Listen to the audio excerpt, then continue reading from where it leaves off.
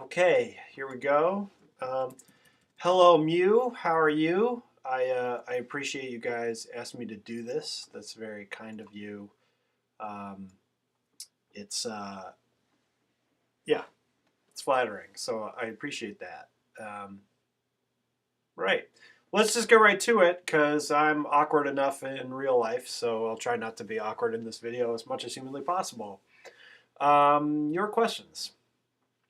Matthew Polaris Reyes asks, who is your favorite Mew member besides me? Also, are you inspired by Lil B, the bass to God? Favorite Mew member. That's hard. I don't know if you guys know this, but I get so many notifications from Mew, and I tried to turn them off once, and they came back suddenly, and so I'm constantly getting updates from Mew, and I read all the threads, and I don't know, it's become a huge time suck for me in a good way, I guess, in an enjoyable way. Um, I like all the greats. Bilal, really fun to read. Um, Ann Serber just moved to Wesleyan. Congrats. We got Alex Ford, of course. We got, of course, Matthew here. Classic. Um, the whole Willem fiasco. Amazing. I don't even know what to say. You're all beautiful people, and I enjoy reading the stuff you post online. Yeah. Am I inspired by Lil B the Bass God? No, sorry. He's interesting. He's a really interesting force in the universe. Um, but I don't actually listen to music, as I've said. I don't know. So, but I'm sure I will. I'm sure when he publishes a book, I'll buy it and I'll read it. Ryan Bridges asks, is Skrillex dubstep or bro step? And what is bro step? Let's think, is Skrillex dubstep? I don't know. To be honest, the whole dubstep thing kind of left me behind. I really liked Burial, that Untrue Burial record. I really liked that record. I heard that was dubstep when it first came out, so I was like, cool. Dubstep is this like really melancholy, sort of almost minimalist electronic music. Uh, I've I haven't really listened to a whole lot of it, but nothing else I've heard sounds like that. So apparently, I just like Burial, and I don't really know what dubstep is. Skrillex has won musical awards, and I haven't. So he's got to be doing something right, I think. Yeah, I don't know. I think I was at a gym and they were playing it and dudes were working out and I think those dudes were bros, so I would assume that it's bro step. And just the word saying the word bro step makes me laugh. So thanks for bringing that up. In answer, I don't know. This is going to be a horrible. This whole thing is going to be horrible. By the way, uh, I wish I was more like Anthony Fantano. I thought his went really well. This is going to be a disaster. Um, okay, more. Sebastian Christopher Burgess asks, your Giles Corey album inspired me to be more open with my feelings through music. I know a lot of your story, but is there an exact reason why you're so depressed at the time? And is any of Death Consciousness fueled by the same feelings? Um, I'll take the last part first. Death Consciousness, the Navyalar self-titled record, and the Giles Corey record, to me, are all one thing. Um, we joke that it's a trilogy, but to me, they all deal with the same part of my life, sort of this really kind of 5 year period. Um, Death Consciousness was written right after my father died. He died of a heart attack very suddenly. Um, and Have a Nice Life had been around before then, and some of that material was around before he died. But what most people think of as Have a Nice Life, the sound of that music, the kind of sort of new wave influences, the sort of depressing tone of it, really started right after that time. So Death Consciousness is about that. Navyalar is about the period immediately following Death Consciousness, which is really when I experienced a really dark, um, sort of depressing period of my life where I felt very hopeless. Um, and in that sort of time in my life, the relationship I had with the woman I loved kind of fell apart. Um, and Giles Corey is kind of about that aspect of it. And so those things are all connected for me. All those events in my life feel like the same event. Um, and so those records kind of deal with that period.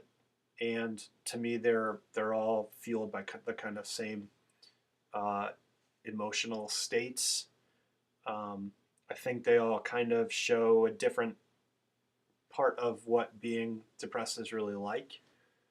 Um, so yeah, that's a good question. I hope people are open with their emotions and music. It's why music is important to me, and I think it's what makes music good. Um, Liam Shepard asks, where did your inspiration for Death Consciousness come from, and do you have any future plans for Giles Corey? I kind of answered part of that. My inspirations for Death Consciousness were, besides my emotional state and what was going on in my life, I took a trip to Europe the year before we started working on Death Consciousness a lot, and that's kind of what influenced a lot of the imagery and sort of medieval stuff that kind of goes through that record visually. But then inspirational in terms of music, I mean, my big influences are Sisters of Mercy, Joy Division, White Bloody Valentine, Smiths. Those bands are the bands I've listened to more than probably any other band other than Nirvana when I was in middle school or high school or whenever it came out. I love everything those bands did, and their aesthetic has a huge effect on me. Um, but that said, I kind of came to those bands late in life, so it's interesting. To be honest, I don't know where a lot of my musical touchstones come from. None of the music I really listened to as a kid or growing up really sounded like that, but those are the big influences on that record, definitely. Willem Lockhart asks, what is your standpoint on the intentional use of lo-fi or hi-fi? And what would you consider to be a piece of underproduction as well as overproduction? Please give an example of both. My standpoint on the intentional use of lo-fi or hi-fi. Obviously, a lot of the stuff we make at Enemies List is very lo-fi, and that's primarily because of expense and because that's what we know how to do. But with that said, I don't think we had infinite money that I would make music that sounds completely different. I think that as recording techniques all have a place. They all have a time where it's appropriate, a time when, anything you can do production-wise can improve or detract from the message that the music is trying to convey from the musical ideas that are kind of hidden in that, and it all kind of depends. I mean, to be totally honest, there might come a point where we need to make a really hi-fi recording in order to accurately or adequately, I should say, express a musical idea. I don't know how to do that even if I wanted to, so it's sort of not an issue, but there's a time and place for everything in music. Even things I don't particularly respond to most of the time, just personally. An example of underproduction and overproduction. Obviously, all of our stuff is really underproduced, and there's a lot of, this is sort of a cop-out to talk about our own stuff, but a lot of people comment on how shitty our recording is, and it is, and sorry, that's all I know how to do. The room that I'm in right now is where all of our music is recorded, although Death Consciousness was actually recorded in, I hadn't moved here yet, but same setup. In fact, a lot of Death Consciousness was recorded through the pinhole mic in my laptop because I didn't know any better. And so yeah, I get why people don't like that, but it is what it is. In terms of overproduction, I mean, I think most pop is overproduced. Um, Pretty much anything you'll hear on the radio is overproduced. It's overproduced to the point where it doesn't feel real. There's no emotional impact for me because it doesn't sound like anyone can breathe in those songs. And it's just not a style I relate to. Bit of a cop out answer, but as I mentioned before, I know nearly nothing about music and have heard a tiny fraction of the bands that you guys have heard. So sorry. Moving on. Aaron Sheehan asks, "Are you ready for the Roughneck Bass?" Always, always, please. I'm ready. I was born ready. Gerardo Martinez asks, if you could see, excuse me, if you could see any artist, dead or alive, naked, which one you could choose? If I could see any artist naked, if I could see any artist naked, maybe if I just repeat the question to myself, an idea will come to me.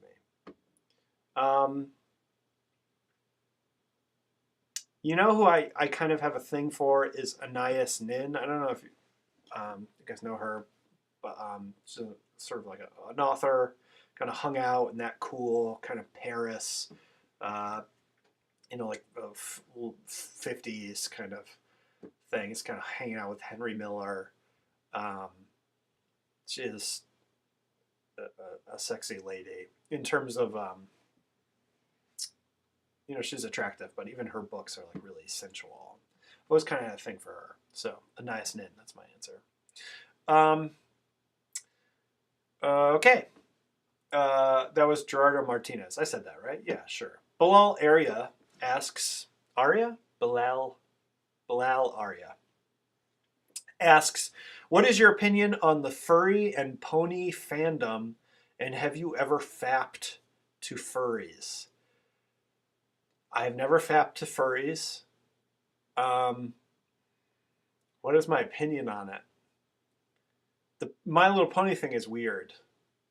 I actually work at an after-school program part of the day, every day, and one of the kids, and this is like 7th grade, so a 7th grade girl had a Brody shirt. And I was kind of like, I kind of did this, and she was like, "What?" And I was like, "Your shirt." I don't know. To each his own, man. Human sexuality is varied and diverse, and I say go for it. If you like it, go for it. Brogan Lurgit and Zach Gorman ask, what is your dream collaboration? My dream collaboration. Of course, I would love to work with Morrissey. I feel like it would be a complete disaster. But I just think it would be you'd have the best stories to tell. Because, of course, it's going to be horrible. And it's like you're just going to have stuff to talk about forever, right? I'd like to do something with Aaron Turner from Hydra Head, who I actually talk with every now and then. And he was actually, we were just starting out, he was really supportive of us. And kind of like every now and then when I have a question about running a label or something, I kind of ask him. He's an awesome dude. He would be really cool to work with. I hope this sound is registering on this thing. As I've mentioned, I know nothing about recording sound. So I hope it's working out. Okay, Melvin Valiente asks, I'm sure you've encountered many hardships during your lifetime. Has there ever been someone in your life who's the single most motivating force in your life? Why that person? Someone in my life who's really motivating me, who's big motivation to me.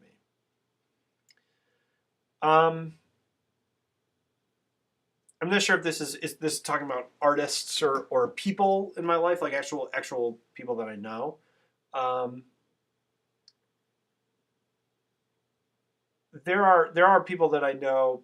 Um, for example, I'll take a there's a guy I know named Jimmy Patterson. Right, he's a friend of he was a younger brother of a really good friend of mine in high school, and he was just from the second I met him to now just obsessed with making films. That's all he wanted to do. He wanted to be a filmmaker, and I've never met anyone that was as driven or as single minded as him, and completely confident, like no self doubt whatsoever. I mean, I am I am like this weird balance of really driven to do stuff and then completely convinced that I'm incapable of doing anything, right? And that balance is kind of holds me back all the time. And this kid had none of that. He has none of that self doubt, none of the worry. He just goes 100% all the time, and right for what he wants. And I always found that to be inspiring, even though he's so much younger. It's kind of like he's really committed. Um, I also remember kind of being in high school and reading kind of Henry Rollins written stuff and kind of getting a sense of what it means to be dedicated to something and what it kind of means to throw other parts of your life away to pursue that thing, which is what it's about. That, yeah. So in terms of people, my dad too. Although maybe that's cheesy because he's dead, and but yeah, I know a lot of really cool people. My brothers are awesome. So um, thanks. Okay, I just said thanks. Like there's no one here. Yeah, all right. Here we go. Still going. Try not to be awkward. Edvard All asks, what do you feel about the post-second wave sonic revival? The post-second wave sonic revival. Is it forced and obnoxiously ironic, or is it brilliantly subtle on the verge of being the best meme ever? I'd love to hear your thoughts on this pressing matter. I don't know. I gotta be honest. I don't know what this question is asking about. I'm gonna just be completely own up to my ignorance. But nothing is the best meme ever because the second it becomes popular, it's unfunny, right? You start to see it everywhere. So I'm gonna stick with that. That sounds like an intelligent answer, so I'm gonna go with that. Connor Keeney asks, how do you feel about internet piracy, specifically how it relates to artists like yourself doing things on a small label run by the artists? Here's the deal with piracy in general. Piracy is good for people who are widely unknown and becomes progressively more damaging the more that everyone already knows about you. So Coldplay, for example, loses a ton because of piracy. Enemies List, on the other hand, almost no matter how many people steal our stuff, we're still selling a lot more stuff than we ever would without that kind of really widespread spreading of the music. The deal with piracy is that it's just a fact of the universe now that anything that can be digitized you can find for free online. And so you as a label or as a band have to realize that and compete with free products. That's just how it is. And so to me, it doesn't matter if someone downloads Death Consciousness. It really doesn't matter to me. In fact, it's good, right? It's one more person that's going to know about our band or our music or our label or our philosophy or whatever it is. But at the same time, we need somebody to buy stuff from us in order to keep it going. And so the way we try to set that up is that we make really good, cool physical products or value-added digital products, right? So, if you want to support us and buy a digital record, it's $5. It's super cheap. It's easy to get. You know, whatever. But we try to make the physical products really fun, really invested with a lot of effort. You know, it's like Jazz Corey came with a book. Death Consciousness came with a book. You know, it's like we're trying to do things that make people want to buy the physical product after they have the free one, the digital one that you got from some blog somewhere, right? And that's largely what's been happening with all our releases. It's that the more we spread that thing online, the more physical products we sell. So, you know, like I said, if you're a huge corporation, yeah, you're losing millions of dollars. But if you're a small label like us, it's only good. But you have to do good work. You know what I mean? You have to make a quality product that people actually want to buy. And if you don't, then yeah, it's not going to work out for you. But it wasn't going to work out for you anyway in that case. Okay. Kelly Graham. Kelly Graham, I should have mentioned her in the favorite users doodle in the beginning. Kelly Graham asks, how do you feel about the response to Death Consciousness? Most people really, really loving it, that is. I am constantly bewildered, and it blows my mind, to be totally honest. We pressed 100 to start, and I really, really believed that there would be, say, 80 in my mom's basement right now. Instead, I am actually constantly struggling to keep up with orders and with people wanting to know more about the record and wanting to know more about us. It's incredibly gratifying and amazing. And I don't hear what other people hear in it. I only ever hear the mistakes and the fuck-ups and the things we could have done better and the things we could have spent more time on. But there's a lot of emotion in that record. There's a lot of feeling in that record, and I still get that when I listen to it, and I hope that that's what other people are getting from it too. And again, totally amazing and gratifying. Simon Yoel. Do you feel limited when making albums at home instead of in a studio? No. It's all I know. I mean, I have recorded in studios. Like I used to be in a band called In Pieces. We recorded in studios. But recording at home is all I really know. And the beauty of recording at home is that you can take time.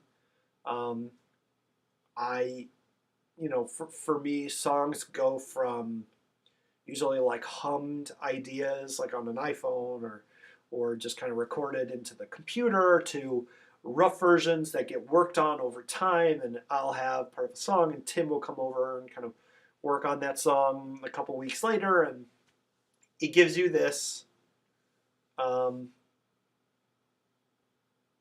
it gives you this opportunity to really develop songs as you develop as a person as time goes by, and I wouldn't trade it.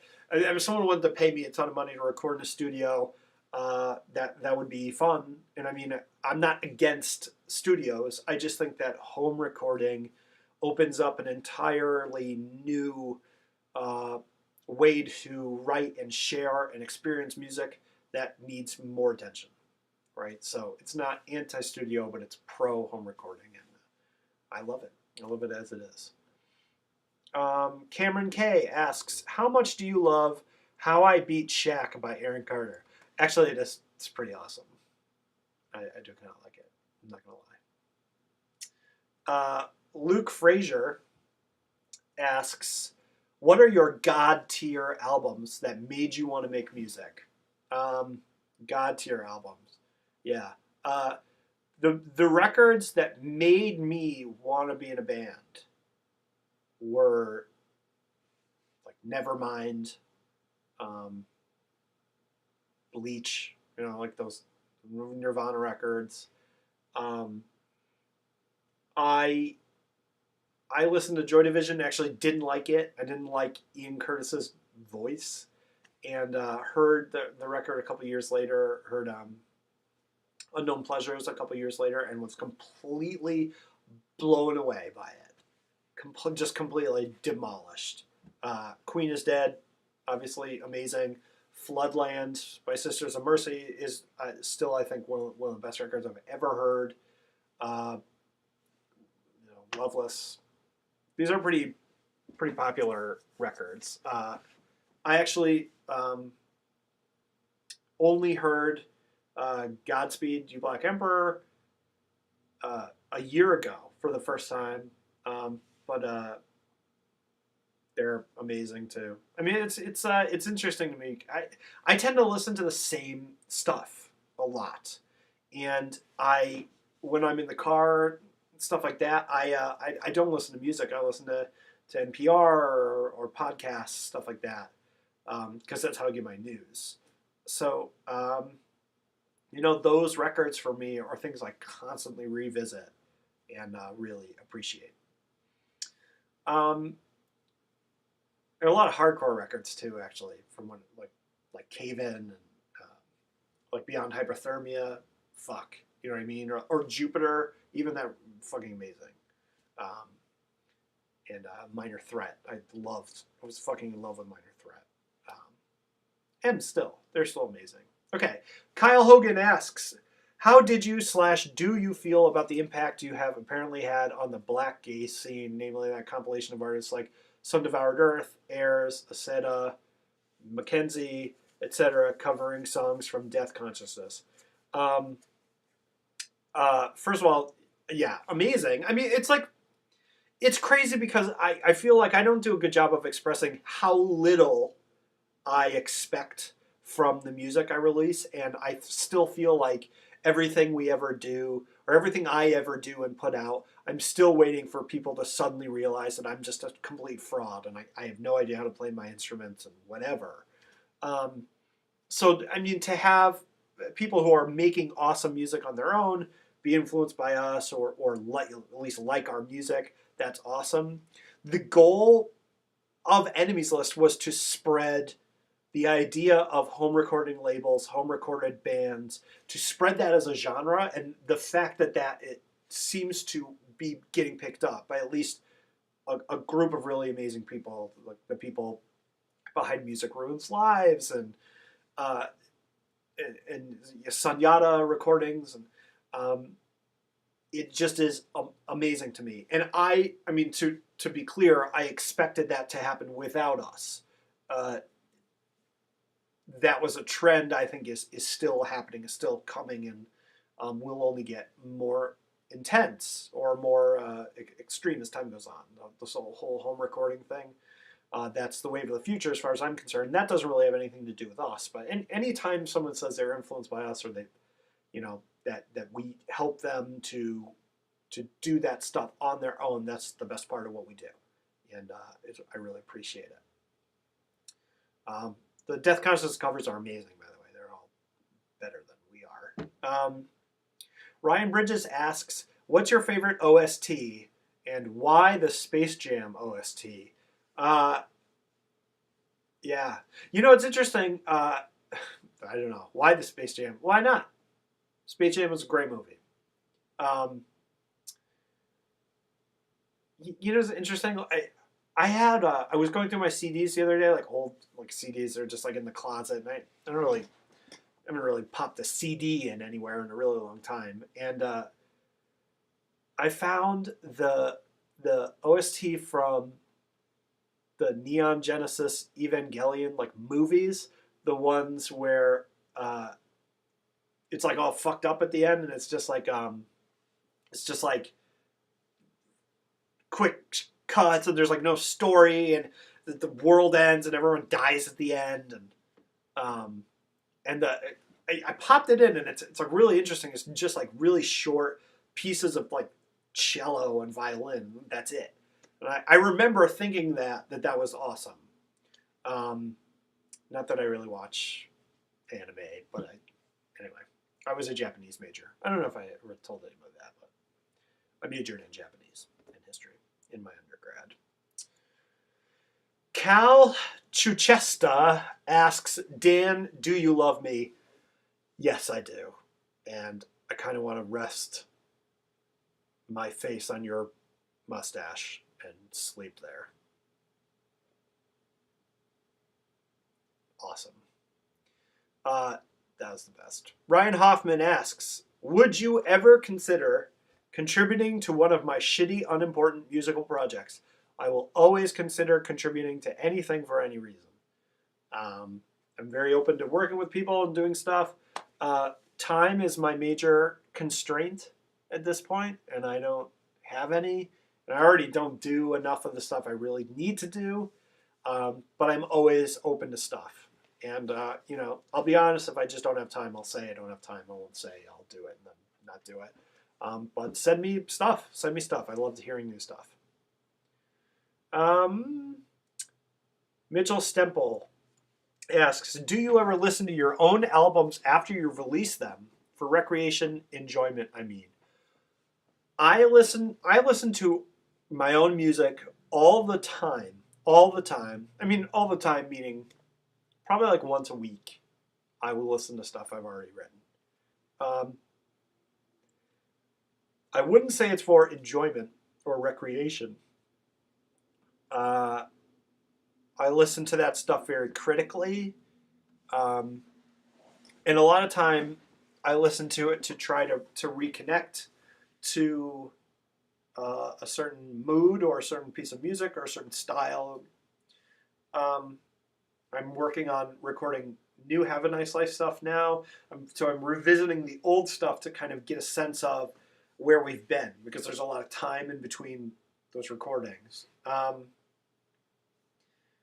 Yeah, I don't know if I enjoy it. I do listen to it a lot. And I do get excited when I feel like a song that I wrote or played on, I get really excited when I feel like it works. I feel like that's really awesome. But I don't really listen to it just like to jam out. People say jam out. I just said it, so.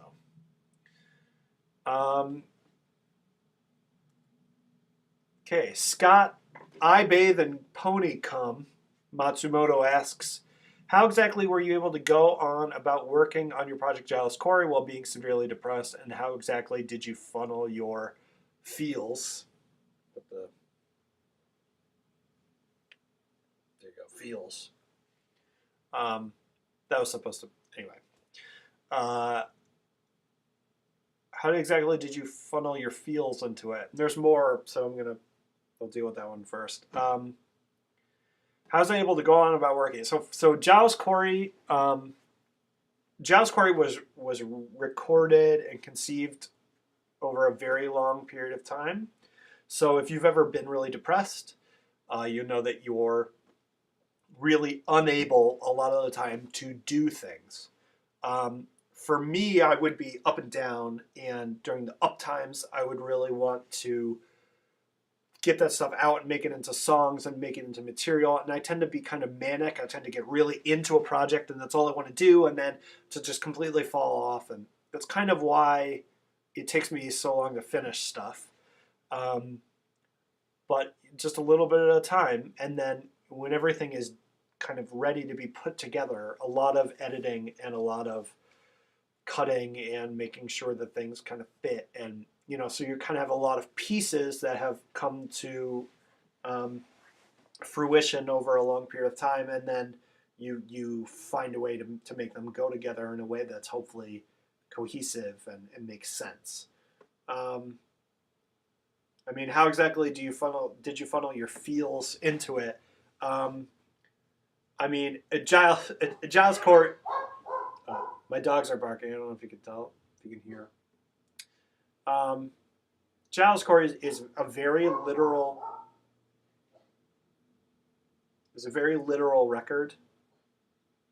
I'm gonna see what my dogs want. Okay, you hold on just 1 second. Hey guys, cut it out! Come on, Sloan, come here. Come on, what are you doing? Come on. All right, relax. Come here. Relax. Whoa! This is my dog. This is we have 3 dogs. This is one of the dogs. get down. Anyway, I mean, Giles Corey is a very, back to talking about suicide, Giles Corey is a very literal record. It's not a whole lot of obfuscation of what's going on with me in those songs. It's pretty much, you can take it as it is. So it's pretty direct translation. Did you sample stuff yourself, or did you sample from other places like films and shit? And Giles Corey self-titled, i.e., the avant-garde breakdown of the Haunting Presence, the random discussions going on in the background. Was that you and some woman, or a random sample? Some of the samples are from other stuff. There's some samples from the Ghost Orchid, which is an amazing record of EVP recordings. If you're into that kind of stuff, it's very awesome. There are some samples from other things like it's kind of TV shows, and some samples from what was that TV show? There used to be a TV show where it was like all spooky stuff, and this is back in the day. I want to say it's Signs, but it's not Signs. It's I forget, but some stuff like that, and then some stuff that I did myself, like the talking during the Haunting Presence is stuff I recorded myself. There's some stuff that we got just recording dead air, and some samples that are looped and stuff like that. He says, also, I'm too gay to get a PayPal, but is the book truly essential to appreciate it to its fullest?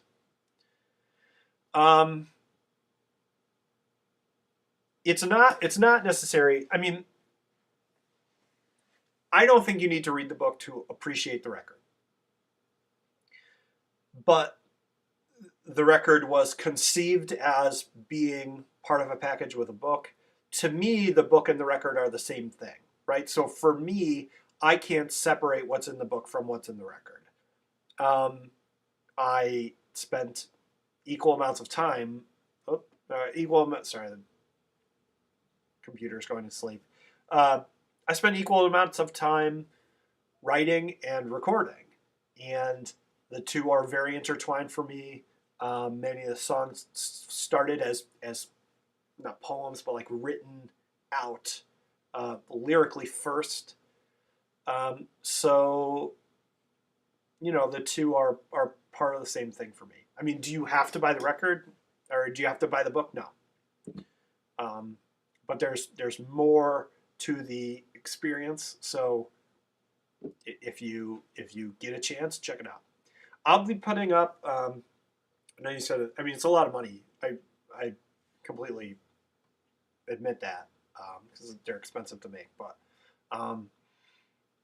I will be putting up a digital copy of Giles Corey soon, soonish when I get to it, and that will have a PDF of the booklet. So that'll be $5, and then you can get it for $5. Vladimir DeVries. I'm bad at pronouncing. What is your favorite color and why? Favorite color is black. Black and blue and brown. Those are the only colors I ever wear. So black is my favorite. It goes with everything. It looks cool. Like Johnny Cash says, I'm a man in black. That's how it works. It's just good. It's a good color. Austin Drake asks, if the golems from Earthmover had anything to say besides "We wish we were dead," what do you think we could learn from them? You know, it's a good question. You know, that song, I really picture it being this kind of like dystopian future where you kind of built these huge things that do all our work and kind of do the heavy lifting and are physically moving pieces of earth around. And it's kind of, I didn't really think about this when I was writing it, but after having listened to it, you know, for several years, it kind of occurs to me that it's an accurate sort of metaphor for factory farming, which I'm not a vegetarian, but I was for a really long time. And factory farming and the kind of industrial production of animals and all that kind of stuff is really weird to me and really interesting. And I think they would probably say a very similar thing to what animals would say, which is, "What the fuck is wrong with you?" Which is a really good question. Shane Shakes Vehoski asks, would you cover No Scrubs by TLC for a future Have a Nice Life release? Perhaps the Christmas album. It's so funny. I literally had No Scrubs stuck in my head for like a week, a couple weeks ago. No, probably not. Sorry. I couldn't. I have nothing to bring to that song. It's already perfect. Do you remember the No Pigeons, which was like the answering song by like the three dudes, and they had like sort of a war there? You remember that? Nobody ever talks about No Pigeons. Anyway, Austin Drake asks, oh, I asked that question already. All right. Nick Finlayson asks, why am I so cool? I don't know, man. Genetics or upbringing? Probably a combination of both. You probably had parents that praised you when you did cool stuff, and they punished you when you did uncool stuff. And you probably already genetically primed. The pump was primed, so to speak, for cool to come gushing out. So, yeah, it's pretty awesome. Ivan Lupercio. What are your top 10 albums of all time? I don't know, man. Top 10 albums in terms of like influential on me, or top 10 albums of like albums that are actually amazing. I mean, I keep mentioning Nevermind is like a really influential record on me, but is it one of the top 10 records of all time? Probably not. I mean, I don't even think it's as good as Bleach or In Utero. Yeah, and I never know how to answer this question. Definitely not anything we've ever done. Get that out of the way. Sorry, I have a better answer for that. I couldn't even tell you what my favorite book is, and I read all the time. I don't keep memories of stuff. I'm horrible at this game. Alaric Powell asks, what was your initial reaction to Muse, and this was MU, Muse seemingly utter devotion to death consciousness?